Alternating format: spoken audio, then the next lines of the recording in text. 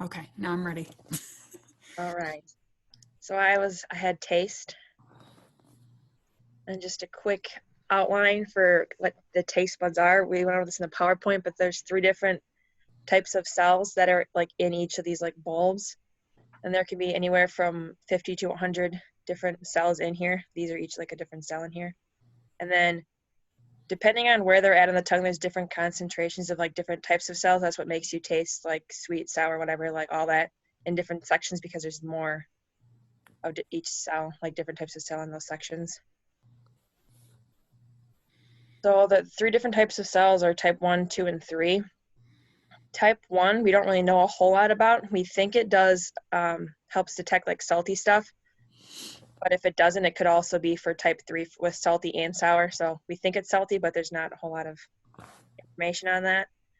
So they're all weird looking, irregular shaped with the nuclei being all weird, like it's not like an oval or anything. And then the second type here helps with sweet umami and bitter. So the umami is like a savory, like a full flavor. That's why like you eat like steak or whatever, you feel it on your whole tongue because like it covers most of your tongue. Like that one's like in the middle there. And this is the largest of the three. And then the nuclei here is circular. And then it has G-coupled protein receptors. Like that's just like the flavors that it detects. So sweet, umami, and bitter. And then type 3, there's not very much of them. So that's sour. So they're super thin with oval nuclei. And they're on the sides of your mouth. That's why when you like eat something sour, your lips like you pucker because like trying to smush them. All right. So the hypothesis that said we had in class, but I assumed it just meant like what we expected to happen. So when foods with specific flavors are tested on different sections of the tongue, it's expected that the flavors will be strongest in the tip for sweet and salty, the sides here for sour, and then the back for bitter, and then all over the surface for umami. And then I have a little picture here to help with that. I think that's what most people think, like a lot of pictures. Some pictures say like salty's over here, not in the like on the tip. Some say salty's right here, but I think that the one on the tip is more accurate. So then to test this out for methods for ingredients, we needed a toothpick, some sort of sweet, salty, sour, and bitter substance. And then here are some suggestions that we could use. So salt water, sugar water, lemon juice, black coffee. You can use other stuff too, but that's just what was basic. So then for method, you cleanse your tongue with water to make sure there's like nothing like on there already. Then dip your toothpick into one of the substances and then move the toothpick around to different like sections of the tongue to see where it's the strongest and then write down where it's the strongest and then repeat steps 1 through 4 until you did all the 4 different flavors. And then not everyone did put their results in the Google Doc. So I didn't have a whole lot of data to pull from, but from what I did, I used a chi-square test because we were doing 2 different categorical values and there's no numerical, so use a chi-square test. And then using a 95% confidence interval, the only one that was proven significant was the sour because everyone said it was sides. And then sweet, salty, and bitter, since like there wasn't a lot of data to pull from, it wasn't significant enough to tell where it was coming from. And then for discussion, the values were not all as we guessed, like in the sections like the picture, and then that was probably because the low number of participants to put their answers in the Google Doc, or it could have been human error. Like if you took your toothpick and you put it on like the front spot and then you didn't like redip it to get more of the substance, you just like kept moving the toothpick and there wasn't enough like substance on the toothpick. So you use like salty, let's say, and you put it on the back of your tongue and you didn't like redip it in the salt and move to a side or something else, then that could be a reason why you didn't. Or not enough test points in the mouth. Like maybe you just like did like kind of on the side and the front instead of like the side towards the back. And then a disease that affects the tongue is the Beckman-Weidman syndrome. And this doesn't only affect the tongue, but that's like one thing that you can tell if infants have it. It's a genetic disorder, so it's not, you can't just get it. And it's seen in infants, and the effects of this could be just the baby just growing in general too long. Their tongue gets really large, as you can see here. Sometimes they get like super swollen looking. And then low sugar, and then predisposition to tumors. So a lot of babies who have this also have different like tumors in different sections, just because that's how they're, oops, I go back. That's how they're born. And then, so the large tongue can cause difficulty speaking, breathing, and eating. And since it's genetic, you can't like just give a medication to fix it. So the best way to fix this is just like tongue surgery. Then after surgery, you can like shape it however you want, I guess, but then you're gonna have like scarring and then loss of taste buds. So, like your taste isn't gonna be, depending on how they cut. If they cut it down the middle, then you're gonna lose umami and like the sweet and stuff on the end here. But if you just like cut like part of the sides off, then you're gonna lose like the sour. So yeah. And then here are my citations.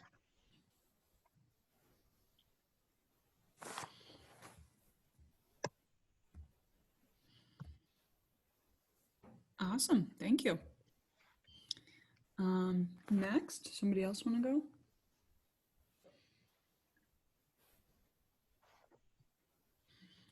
Jelani?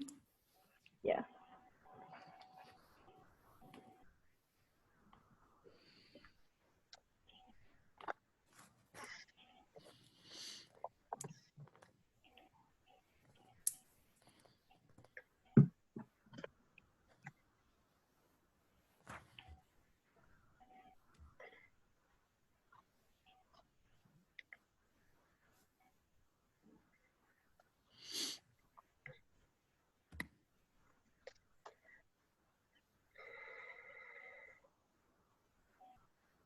I don't know, it's not working.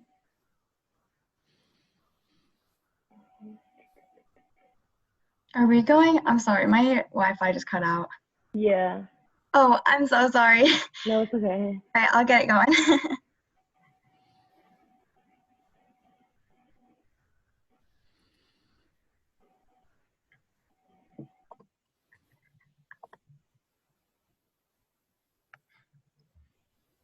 Oops, my bad. All right, can you guys see this? Yep, but we're on slide 5. I'm on slide 1. All right, let me try it one more time.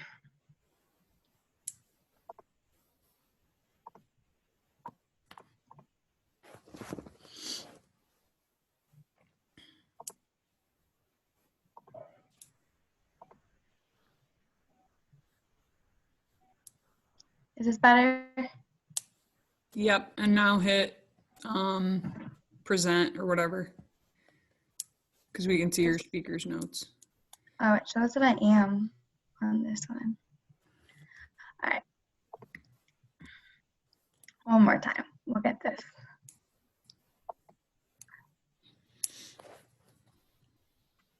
Better? Yep, nailed Okay. Sorry about that.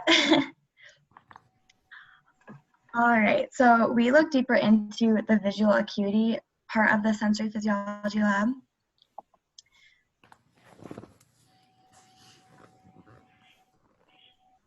So just a little introduction. In the lecture, this is one of the sensory systems within the body.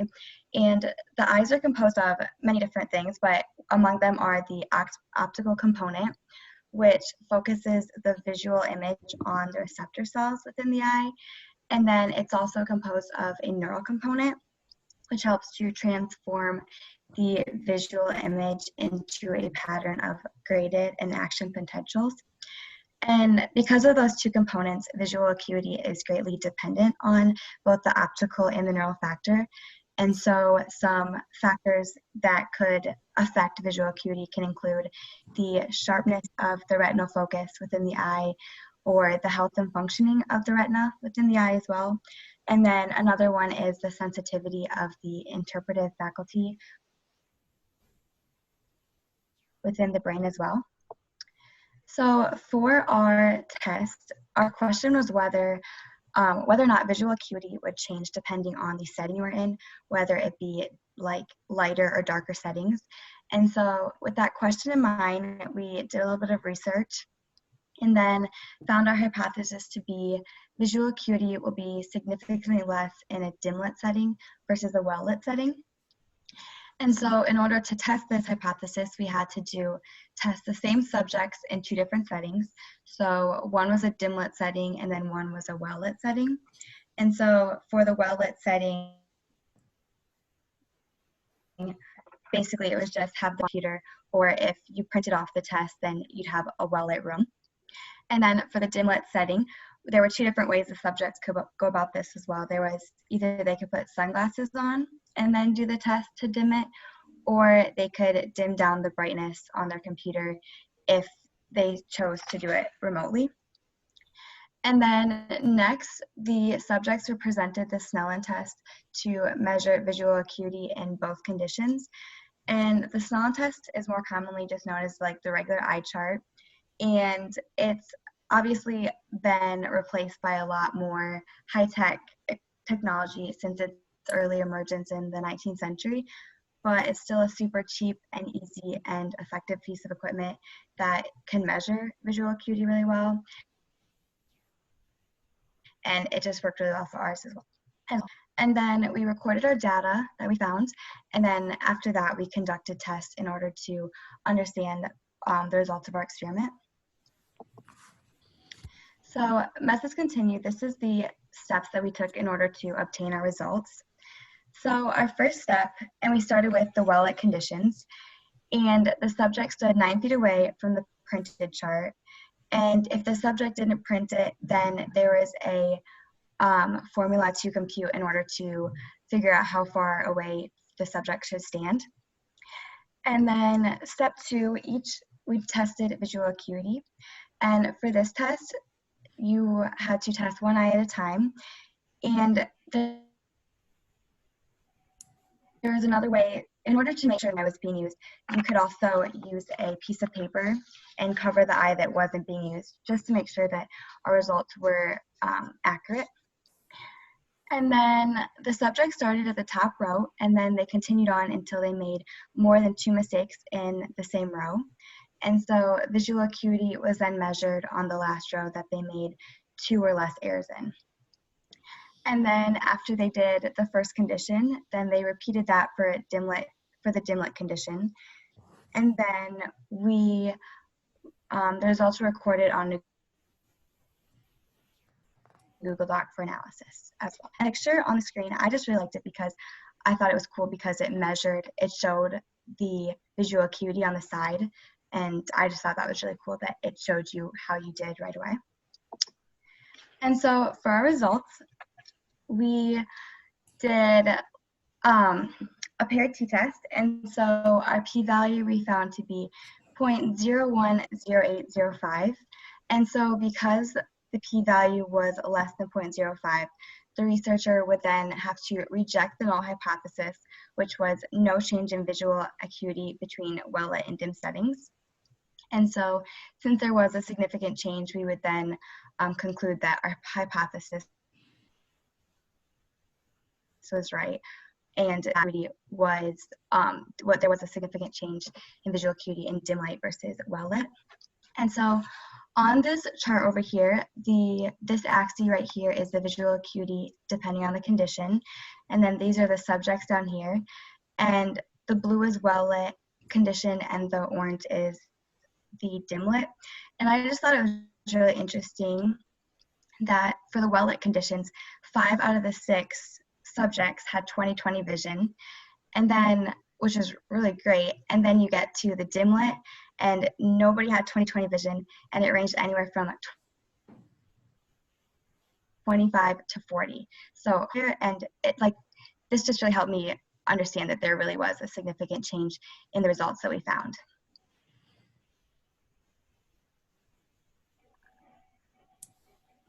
According to the results, visual opticity was significantly less in a dim light setting versus a well lit. We know this because rod cells are responsible for night vision, and cone cells are only able to function at higher light levels. Night vision has a low quality than day vision because of the colors cannot be completely determined. You can only see shades of gray and also movement. To find our results, we did use the unpaired t-test and placing a graph describing our results in the previous slide.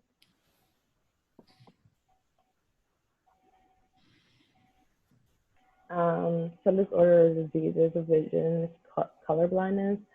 When a person's colorblind, he or she cannot tell the difference between colors, typically red or green, and most severe patients can only see shades of gray. Here I inputted color vision test. Basically, I have two colors, and you can determine if you can see the numbers here or not. Some causes are because your cone cells are absent or damaged, usually from a disease or injury of the brain or eyes. Some diseases can be glaucoma, Alzheimer's, or any eye or brain injuries, including a concussion. Most common cause is genetics, and if you have color blindness due to genetics, your color blindness will not get worse or better over time.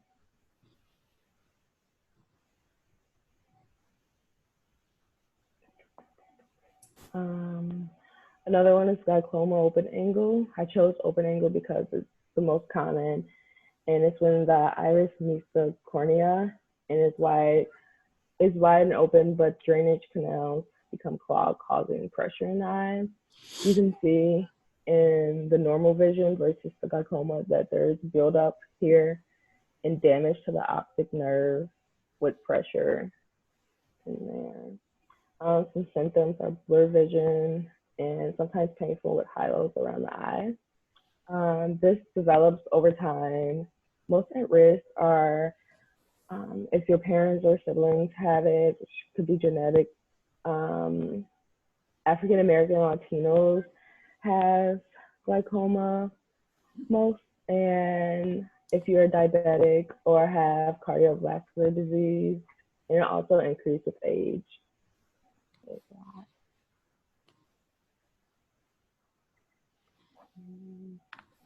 These are our references.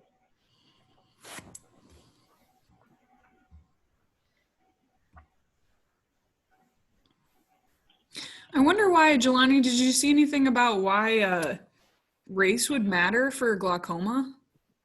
It's just genetic. I read in one article that it was just genetics and it just happens to be African American Latino.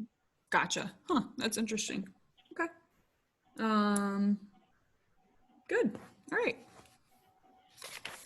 Who's next? Janae?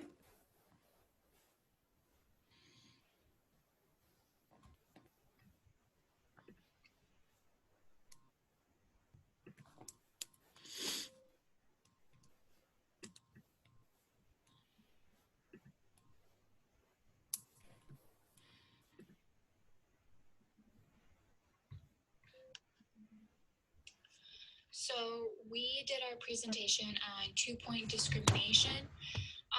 This kind of covers over how our sensory receptors are different throughout the. Okay, so we're going to start with the anatomy and the physiology of this special sense. So this 2-point discrimination measures the individual's ability to perceive 2 points of stimuli presented simultaneously. This sense usually decreases within age, but should not differ between genders. The inability to discriminate within normal ranges may indicate that the peripheral nervous system, the central pathway, or the parietal lobe has a lesion, and that basically means that there is damage in those neurons from like a previous injury, or it could be from a disease that person has. The higher the number of sensory receptors in a region, the better the sensory perception of the range. So that pretty much means that like comparing like the fingertip, that has like 3 to 4 times more sensitivity than just like the hand itself. Or you could compare it to just the fingertip and the back of the neck. They both have different amount of sensitivity. Each neuron has a specific sensory space that, if stimulated, will result in the firing of that particular neuron. The larger the receptive field, the wider the area, and detects change but has less precise perception, and vice versa. So an example could be like your upper arm, since it has a longer range, the discrimination tool would work better if it was further apart. And then compare it to the finger, it would be more sensitive if the discrimination tool was closer together. We hypothesized that the index finger has more neuron sensitivity that can identify the discrimination pricks better than other areas of the body. To perform this experiment, you would need 8 toothpicks, paper, and tape. You would place 2 toothpicks on each side of the paper and tape them down. The toothpicks would be varying in distances. So you would have 1/4 of an inch, 1/2 an inch, an inch, and an inch and a half. And so the subject would be tested in the anterior arm, posterior neck, upper lip, index finger, and calf.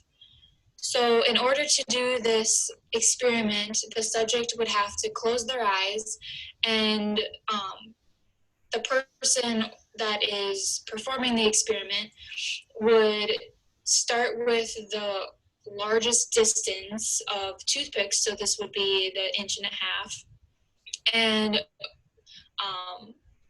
lightly prick the area that you were trying to test. And then you would slowly decrease the toothpick size slowly until the subject cannot tell the difference between 1 and 2 points. Then after the subject can't identify 2 points, you would slowly increase the points again until they are able to feel 2 points. You would repeat for steps 4 through 7 actually, with each area that you're testing. So that would be the anterior forearm, posterior neck, upper lip, index finger, and calf. Following all of that, you would record your data and you would perform a statistical analysis.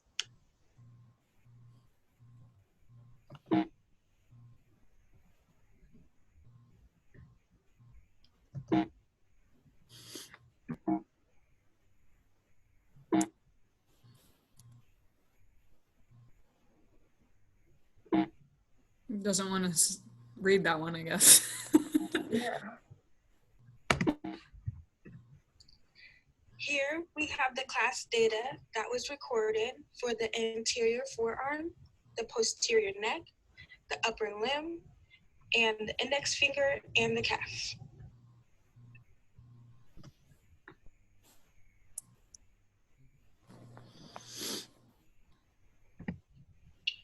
For our statistical analysis, we chose to run single factor ANOVA. So this slide is basically just showing you the summary. So we have the count, the sum, and the average. So the average of the anterior forearm was 4, the posterior neck 6, the upper limb 4.75, the index finger 2.5, and the calf average was 5.75.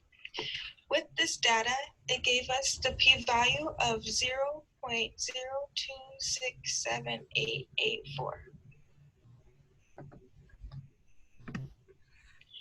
After running our statistical analysis of single factor ANOVA, we found that our p-value was less than or equal to our confidence level. So that shows the differences be some of the means are statistically significant. So that led us to reject the null hypothesis because not all the areas are as sensitive as the fingertip. So to just kind of recap, the sensory neurons are what allow us to feel anything like pain or temperature, anything like that. The body holds actually multiple neurons throughout the body. The most sensitive areas, though, are fingers, lips, and the tongue. The fingers have roughly 3,000 touch receptors, and the trunk of the body has the least amount of touch receptors. The more neurons that are in a specific place helps us identify the type of pressure more specifically than you would have if you had less receptors. You wouldn't be able to identify the specific pressure as well.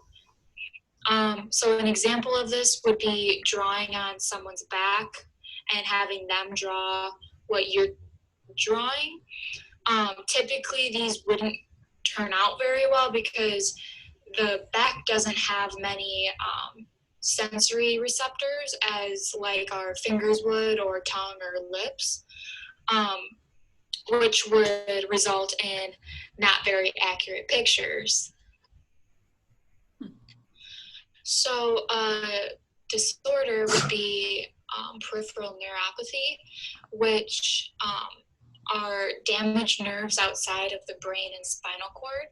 So the symptoms of this would be numbness, tingling in the feet or hands, sharp or throbbing or even burning pain, extreme sensitivity to touch. So this could be sensitivity to a cotton shirt or anything like that, lack of coordination, and muscle weakness. Causes would be autoimmune disease, diabetes, infections, inherited disorders, tumors, bone marrow disorders, and even other diseases. Some ways to prevent from peripheral neuropathy would be eating fruit, vegetables, whole grains, and protein. And also trying to keep active regularly, and to even avoid some ways to create nerve damage. So that would be repetitive motions, cramped positions that may pinch nerves, and exposure to toxic chemicals, smoking, or even alcohol abuse.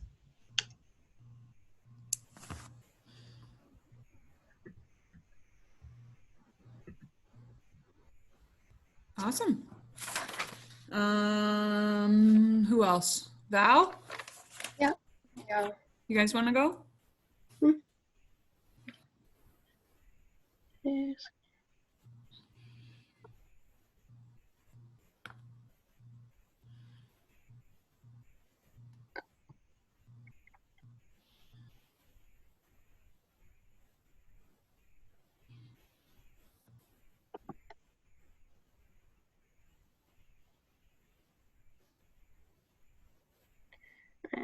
So,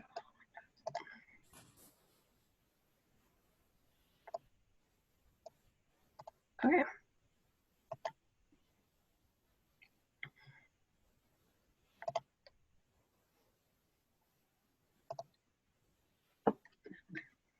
Are we good to go? Mhm. Okay. So today, Taylor and I would be talking about the sense of balance and equilibrium, which is also known as the vestibular system. So receptors in the inner ear and structures within the inner ear are responsible for our sense of balance and spatial awareness. And then especially looking at these three semicircular canals. So we have a posterior, lateral, and anterior canal. And each of these three canals line up with, oh, sorry, I just clicked on it. So each three of these canals line up with our sagittal, transverse, and frontal axes. And each of these canals are filled with a fluid called endolymph. And when we rotate along a certain plane, it causes the endolymph to shift with that specific semicircular canal. And this allows us to gather information about the plane like the head is rotating on. So another structure within the inner ear are the autolymphic organs, which are like the utricle and sacral right around here. And these give us information about balance and spatial awareness. They help us detect linear acceleration and head positioning. And in in these autolytic organs, in these autolytic organs are like these calcium carbonate crystals that are attached to hair cells within the inner ear through a gel-like substance. And so when these crystals move, they pull on the hair cells that they are attached to, and this carries an actual potential that will go to our brain. So these ear calcium carbonate crystals will respond to gravity and acceleration. And so this is kind of what happens when the vestibular system is working.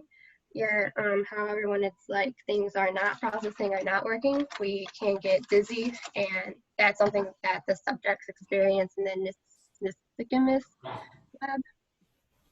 And so let's say the subjects are spinning, and then even after they have stopped, doesn't mean that the fluid within the ear stops as well. So the fluid will keep sending signals to the brain even after we have stopped, and thus we get this dizziness feeling. And then it's only when like the liquid stops, we stop feeling dizzy. So alcohol also can change the physiology of our inner ear too. So alcohol can change the volume and composition of the endolymph within the inner ear, and it causes dizziness and imbalance. So, and then alcohol can also stay within the inner ear for like several hours. So once someone, like, that's why they will still feel dizzy and lightheaded as well.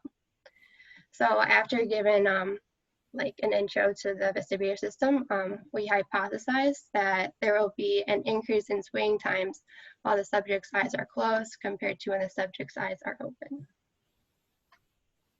And then, so kind of how we tested this within the experiment is we did first the Romberg test and the nystagmus test. So first with the Romberg test, it's generally a tool to use to diagnose ataxia, which is kind of like a rare, like degenerative disease, but it can also be like benign, which I'll get to, but it's pretty common too. So basically, ataxia is just like this gait disturbance that's cause abnormal proprioception, involving like locations of the joints and dysregulation. So it's kind of influencing the vestibular system and with respect to like body positioning and everything like that, that fluid in the ear. So what we did for the Romberg test was subjects were asked to stand up straight with their feet touching at the floor, and either their hands resting at their sides or out, just extended laterally.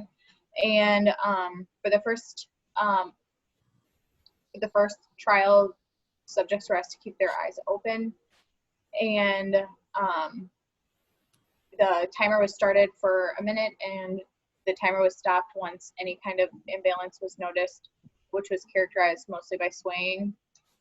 And then the trial was repeated a second time, in which subjects were asked to keep their eyes closed. And again, a timer was stopped at the beginning of the section or of the trial and stopped once imbalance was noticed or swaying.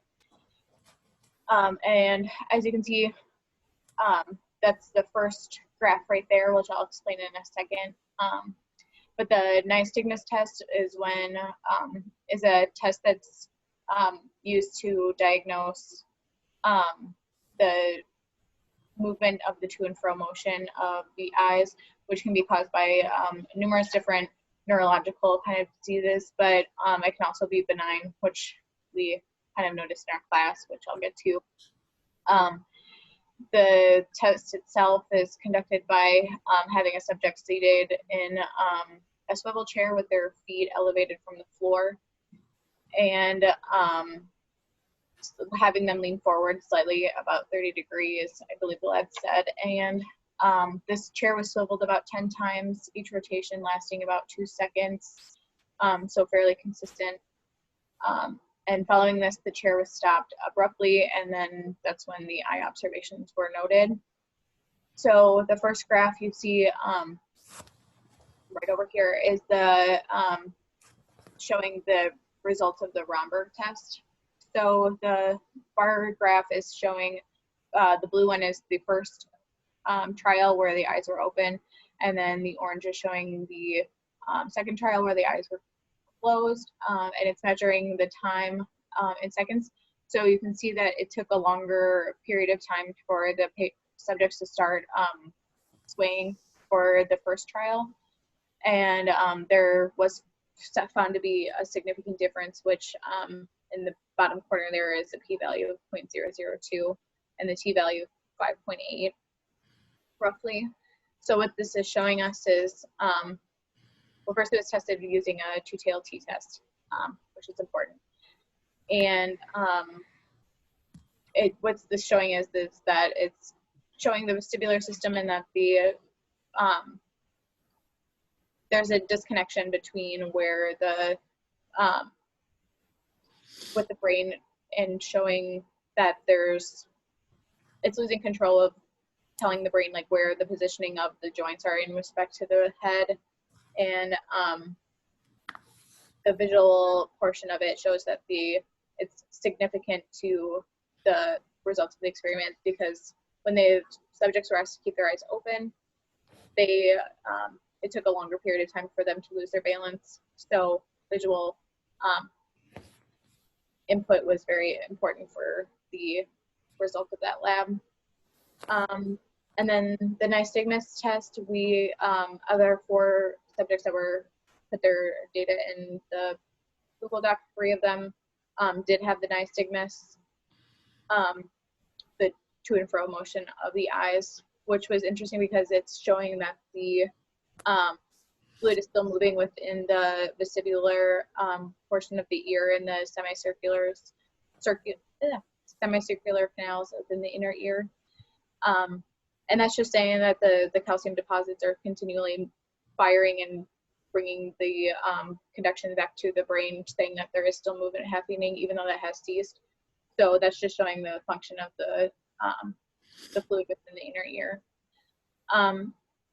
So the Romberg test was found to be significant, which was consistent with the findings that we had found.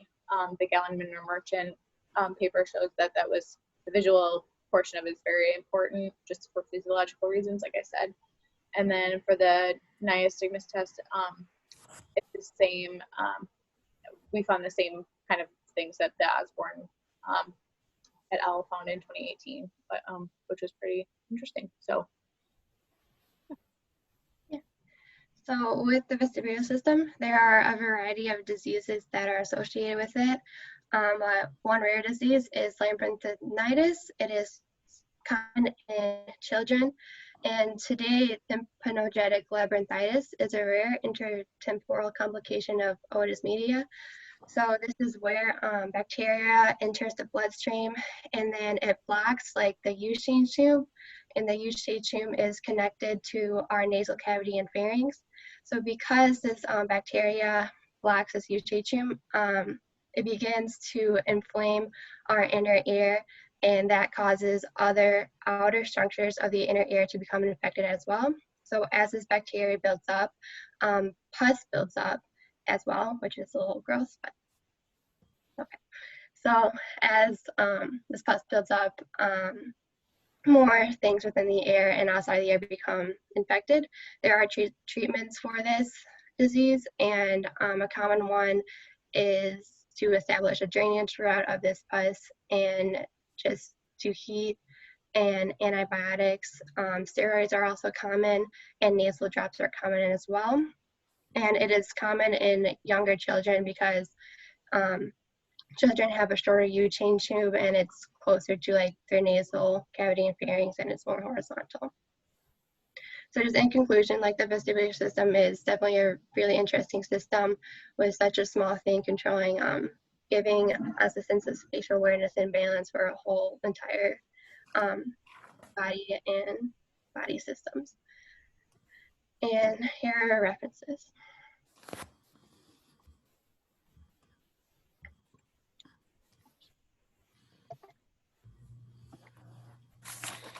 Did you guys see anything about, this is just me being curious as an old person, anything about age and how your balance changes with age?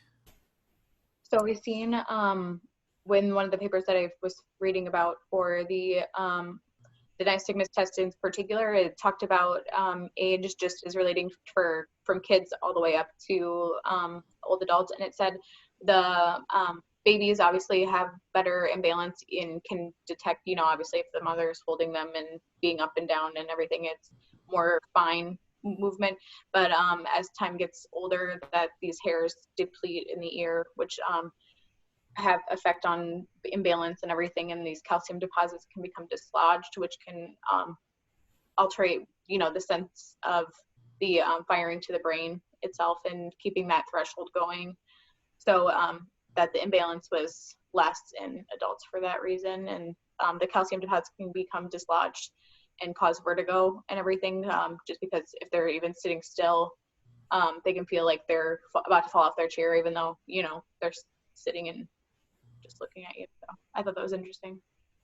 Yeah, any of you, like when I was little, I would do any roller coaster, any like the silly silo, whatever, I could do anything.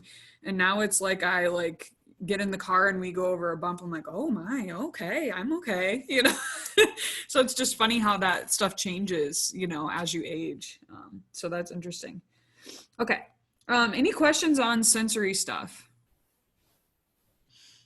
You guys did a nice job with that. That's one of my favorite labs. I think everybody did a good job explaining their units.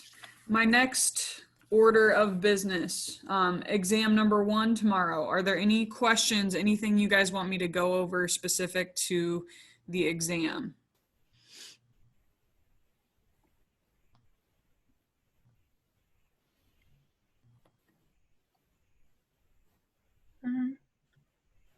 I was wondering, like, the digestion of carbs, and the lecture said, like, it takes place in, like, the intestinal walls, and like, but then it said something else where it also can be absorbed. So I just got a little confused. Now I have it. So for carbohydrates, they can be, they'll primarily be digested and absorbed in the small intestines. And so for the absorption, they can use one of 2 processes. So facilitated diffusion will allow us to absorb the fructose, and then active transport will allow us to absorb glucose and galactose. But that should all take place, that's all small intestines. Okay. Other things to cover for the exam tomorrow? So is the idea of the overlapping receptive field, is that they're inhibiting the lateral ones and that it's pinpointing the center one? Is that the main idea of that? Yeah, let's see if I can draw a picture. I won't be as good as Jess, but I'll try my best here. So basically, imagine that's like a flat thing. So again, if I had receptors in all these locations, the idea is like if I stimulate something in the middle, then I'm going to inhibit things that are close by so that we have a more acute sense of where exactly that sensation's coming from. Yeah. So the lateral inhibition just allows us to be more accurate with knowing where that sense came from.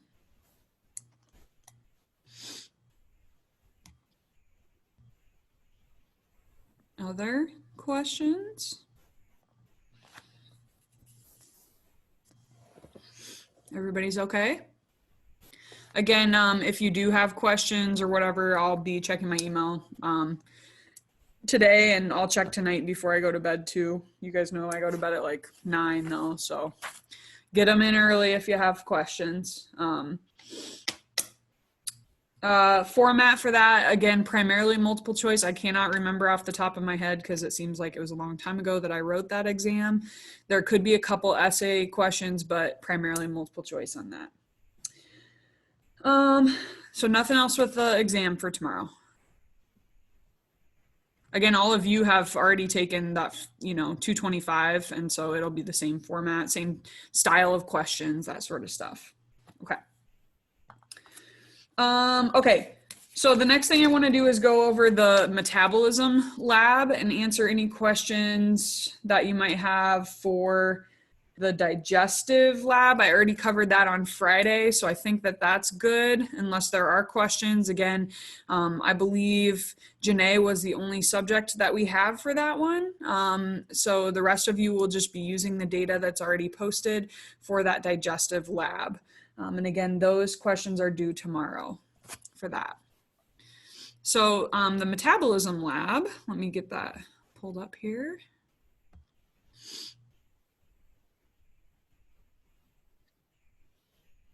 I actually have a PowerPoint for it.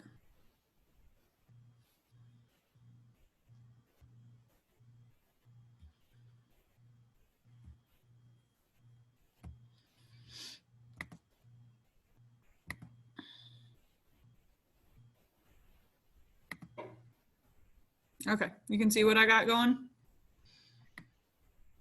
Yeah, okay. So in tomorrow's lecture, you'll be learning about metabolism and the 3 different metabolic processes. Essentially, this kind of gives you a glimpse into what I would consider our intermediate metabolic pathway, which is the lactic acid pathway. Anaerobic glycolysis is sometimes what it's called as well. So essentially what we would have done in class would be to measure something known as the lactate threshold, or OBLA, which is onset of blood lactate accumulation. So let's take a look at what this energy system does, or how it produces energy and waste. Okay, so here you can see anaerobic glycolysis. Again, as I said, this is kind of like our intermediate of the energy systems. Basically what you're going to do is you're going to take sugar, or a glucose molecule, inside of the cell cytosol or cytoplasm, and you're going to break it down into lactic acid and NAD. And essentially, from a chemical standpoint, this lactic acid is very unstable. Your body doesn't like to be in this configuration. So almost as quickly as it is converted into lactic acid, it is then changed into lactate and hydrogen. And this is good because now once I have lactate and hydrogen, I can get it out of the cell. Okay, so again, imagine that I was biking at a pretty high intensity, for example, and imagine that I'm using my leg muscles in order to do so, right? So I need to get this out of the cell so that I can continue to produce more energy through this same pathway. If I remove these kind of waste products, that's going to allow me to go ahead and continue on producing more energy. So what we do with that lactate and hydrogen is then dump it into the blood. And we can measure that in the blood. We can measure our blood lactate levels by doing a finger prick. And again, that's something that we would have done in this class, would be to do finger pricks while you're exercising to look to see how these lactate levels will change as we increase exercise intensity. So our lactate threshold represents a point during exercise where we're going to see an increase in lactate levels that are accumulating in nature. And so basically what that tells us is not super clear. It basically tells us that we're not able to clear as much as we are producing, right? So again, it doesn't necessarily just tell us how much we produced, because we're able to get rid of those waste products fairly rapidly if we're fit. So it represents this ability for us to have a mismatch between the amount of lactate that we're producing and the amount of lactate that we're getting rid of. Okay. This point, this lactate threshold, represents our interaction between the aerobic and anaerobic metabolic pathways. Okay. And again, that'll make a little bit more sense tomorrow when you watch that lecture on metabolism. But kind of there's this interplay between those two systems, and at what intensity does that occur? It's like 87%. I know, super specific, but that's the interaction between aerobic and anaerobic metabolic systems. Okay, so if I were going to do exercise at like a steady state intensity, so just like a nice, comfortable, moderate pace, my blood lactate concentration will be the same. Okay, so it's going to stay the same. That doesn't mean I'm not producing it. It just means that I'm able to clear out that waste product as quickly as I am producing it. Okay. As I increase that exercise intensity, again, I will see a rapid increase in blood lactate concentrations as well. Okay, so again, here's kind of what that looks like. Again, for this particular individual, this is an example with running. So you can see that running speed increases here, and here you can see blood lactate levels on the y-axis.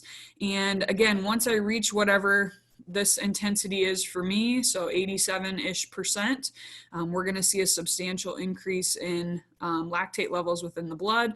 Once I'm above this point, I have a limited capacity to continue doing work at that intensity, right? So once I'm above 87%, I can keep going, and even like the toughest people can continue to go at a high intensity, but there's going to be a point where physiologically I cannot continue at that given intensity. I'm going to have to either back off or stop, really, or pass out or something along those lines. So once I get above this level, I have a limited amount of time before physiologically I'm going to be limited at maintaining intensity. Why is this important as it relates to metabolism? It's super important for people that are interested in understanding or predicting success in endurance athletics. So it's a major determinant of how successful an endurance athlete might be. Okay, it can give us an idea of what percentage, like how fit are you before you reach that kind of level, I guess. So looking at the percentage of maximum capacity and what could I maintain? How much can I sustain while doing, high intensity exercise? So again, that could be related to lactate threshold. And like we said, that pace can be tolerated during a long-term endurance event. Has to do with our ability to get rid of or clear that lactate, that waste product. Okay. So again, this is a very common measure that we use in endurance sport to estimate or predict somebody's performance. So if two people have the same VO2 max, and VO2 max is basically the maximum amount of oxygen that I can use in any given minute. Okay. So their top end is the same. Okay. Well, how do we know who's going to win in a race or who's going to be the better athlete, right? So lactate threshold is going to be a really important component for us to understand, because athlete 1, you can see, has a lactate threshold at 70%, and athlete 2 has a lactate threshold at 60%. Okay, if I had to choose one of these two people to have as my DUHOC members, who would I choose? Athlete 1 or athlete 2? Number 1. Yeah, I'm going to choose number 1 because they can sustain a higher submaximal intensity before this lactate becomes an issue. Exactly. Even though their VO2 max levels might be the same, they have essentially the same potential is what I'm saying. But when we look at a submaximal ability to clear waste, athlete 1 is better. Okay. So again, is this just like something that you're born with, like you're really good genetically and so you have a high lactate threshold? No, not at all. I mean, individuals can train this so that they can work at a higher percentage of their top potential and therefore become better athletes that way. Okay, and in endurance sports we do this all the time. It's called tempo workouts. Val knows what I'm talking about there. So again, like a tempo style workout is a workout where we're working at, I would consider it a comfortably hard intensity, if that makes sense. Like it's not all out, but it's also not easy. So this 80-ish% intensity, and that's going to allow us to really upregulate these metabolic pathways. So maybe I'm able to reduce the production of lactate, but I'm also able to increase my clearance or increase my ability to get rid of those waste products during that particular intensity. Okay, So again, with regular training, if I do those workouts that are going to be specific for kind of targeting this anaerobic glycolytic system, this intermediate energy pathway, I'm able to shift that lactate threshold to the right. And again, I talk about that tomorrow in tomorrow's lecture when you learn about metabolism, but essentially as I shift this to the right, I'm able to do more work without buildup. So again, I'm able to be more efficient with what I'm doing as an endurance athlete, okay? OBLA is another term that you might see.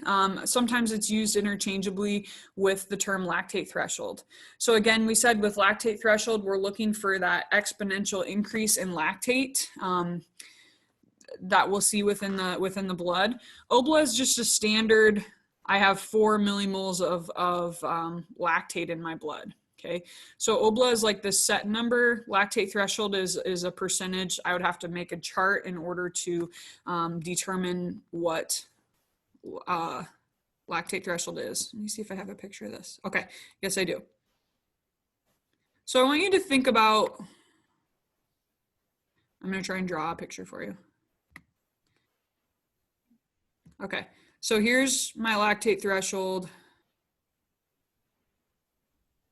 Okay, versus OBLA might occur like right there. Let's say that's 4.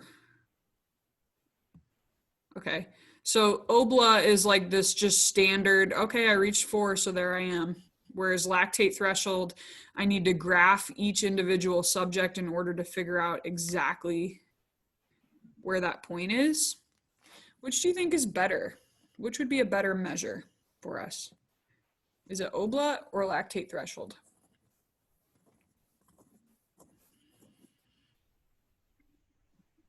Would it be the lactate threshold because you have more data points to be more accurate maybe? Sure, I think lactate threshold is absolutely going to be more accurate. There is certainly a little bit of art associated with this because although this looks really nice, like this curve, you can also appreciate that it doesn't always work exactly like this in real life, right? So when I do a real life test, maybe I see something like this.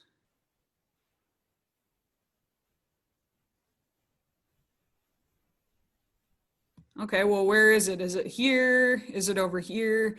You know, so in real life, like this idea is super nice and I appreciate it when it happens like this, but it doesn't always, you know, you're human subjects. Things are not always perfect like that. So again, when we look at lactate threshold, there's a little bit of art associated with where is that actual point sometimes, okay? What's the benefit of using OBLA?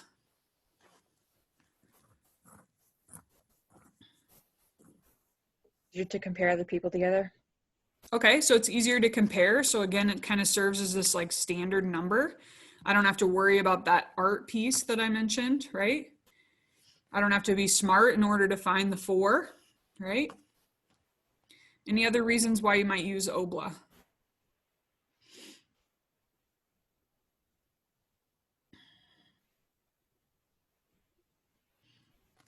Let's say I'm doing a research project and I have 100 endurance athletes and I want to understand, I'm creating a predictive equation to see, you know, what's the best predictor of their performance or something like that. Okay. How time consuming is it going to be to create a chart for each and every subject and try and figure it out that way versus just, oh, here's the 4, I'm done. So it's a little less time consuming. It might be a little easier to choose OBLA versus lactate threshold. Again, I'm not saying one is better than the other, but that's kind of the way of thinking of researchers when we look at these terms. As I mentioned, sometimes they're used interchangeably if you're, you know, looking in the literature for information about these for the lab. Okay. Again, the issue with this is they don't always occur exactly in the same location. But again, as long as you're consistent about which option you're choosing, I think that that's a fair assessment. Okay. What about gender? Does gender make a difference for lactate threshold? Again, when we look at the actual metabolic pathways for males versus females, it doesn't matter, right? So we're all capable of utilizing each of those three energy systems pretty much equivalently. However, when we look at the relative terms, okay, so lactate threshold will be similar for males and females when expressed in relative terms of VO2 max. However, we also know that men are going to be higher from an absolute standpoint. Okay, and again, the reason for that is they have more testosterone, so they can carry more oxygen, and also they have more muscle mass, so therefore they can utilize more oxygen. And again, we know that. That's why men and women are competing in different kind of classes in athletics, because of those substantial differences that we can appreciate, right? In terms of like improvements, however, we have an equivalent ability or capacity to improve any of those metabolic systems. Okay, so what's the purpose of this lab? The purpose was to measure blood lactate concentration during incremental exercise test. Again, generally we would have subjects, 2 per class, do a biking test where we would measure their blood lactate every 3 minutes.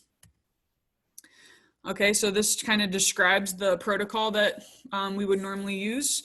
Again, you would do all of this yourself. We would have the exercise protocol be graded. So graded exercise protocol means that it gets incrementally harder, in this case, every 3 minutes. And then we would take, again, a blood sample at the end of each of those 3-minute stages. And then you would be able to plot their lactate levels against workload and determine where the obla is and or lactate threshold. So let me show you what I posted. Let me see where, okay, here we go.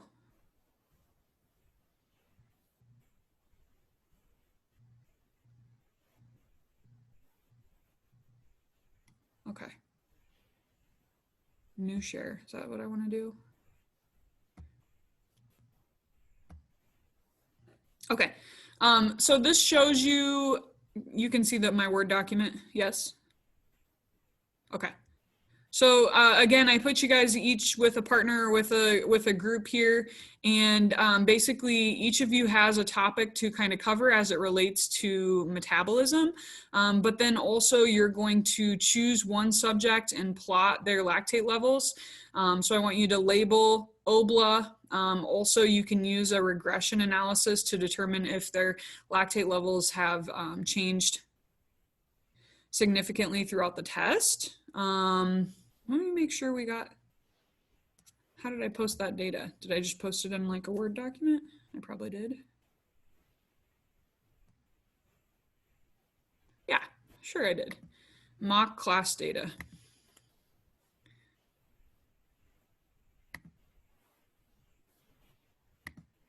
Okay, so these are people that have taken this class in the past.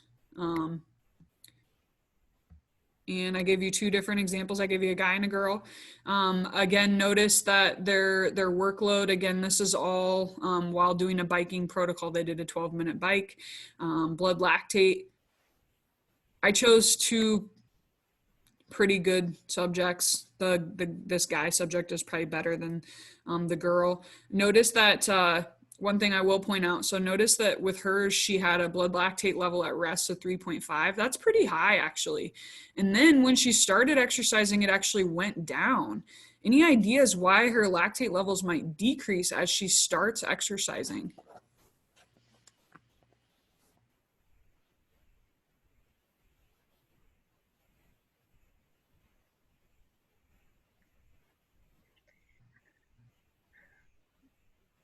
Any guesses? Maybe to balance like glucose levels, something, or just something to balance. It might have to do with glucose levels. I want you to think about this. So if she has this 3.5 at rest, and we said it was like 4.0 to be at lactate threshold, right? How is she feeling before she started this test, do you think? like maybe already pumped up because she's almost to threshold. Okay, you're on the right path. She already has waste products in her blood. What does that tell us about what she maybe did yesterday? Maybe like ran like 10 miles or something. So maybe she's sore to start with, right? So maybe she's sore when she starts, and then as she kind of gets going, as she starts to warm up a little bit, we start clearing that out because she's getting her heart rate up a little bit. So that's actually pretty common that we see that people that are a little sore to start with, as we begin this kind of easy exercise, again, because it's graded. So this first 3 minutes are pretty easy. She's getting rid of some of those waste products pretty quickly, and then we can see that kind of ramp back up as the intensity increases. So again, that's fairly common. We don't see that with the guy. Again, his levels are pretty low to start with. So again, maybe he didn't have any soreness heading into this exercise test. So again, you can choose which of the two, I believe, that you want to chart or use. I don't care. I gave you both. So either one is great for that. So again, those will be on Wednesday, those presentations. Questions on any of that? Okay, so let me make sure I covered everything I want to do there. Okay, so Wednesday, we'll have our metabolism presentations on the lactate stuff that we just went over. We'll review the energy systems from the PowerPoint that you have tomorrow to watch. And then I'm going to go over in a great amount of detail how to do the lab reports, because you'll have your cardiovascular lab on Wednesday, okay? Assuming I make it till Friday, I'm planning to not have these babies until next week is my plan. We'll see how that works out for me. On Friday, I'm going to go over the environmental lab and the exercise physiology labs. And those will be our last two labs for this class, just in case those babies come like July 4th or something. So that's my plan for this week. And then, like I said, I think you'll kind of be set up to, we'll be able to run ourselves if they do come early. Obviously you all have my cell phone number, so feel free to text me. I'll let you know right away if they are here. I'll send some pictures and stuff. So I'll keep you updated on anything that way, but I'm just gonna keep my legs crossed until at least next week. So I think that should be fine. So any questions on anything thus far? Everybody's okay? All right, so good luck on your exam tomorrow, and then I will plan to see you on Wednesday. All right, thank you. Bye. Bye. Bye.